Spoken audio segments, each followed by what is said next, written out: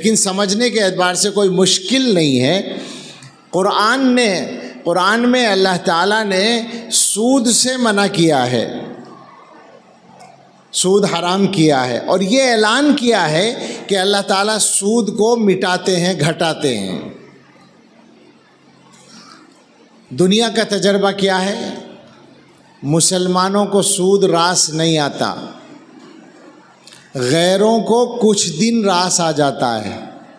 میں نے کہیں پڑھا ہے، اللہ جانے بہت دن ہو گئے، کہ غیروں کو 40 سال تک راس آ سکتا ہے، مسلمان کو 2-4 سال سے زیادہ کام نہیں چلتا۔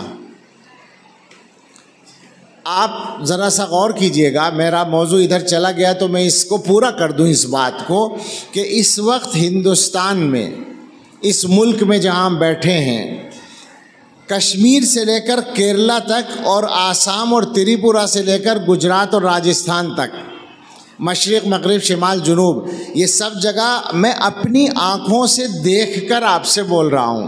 مجھے سال میں سینکڑوں جگہ جانا ہوتا ہے، اور ان اکثر صوبوں میں ہندوستان کے جا کر گزشتہ 5 سال 8 سال ہو گئے ہوں گے، تقریباً ہر سفر میں ہر جگہ جا کر پوچھا ہے، اس ملک کے مسلمان سودی قرضے میں بندھے پڑے ہیں۔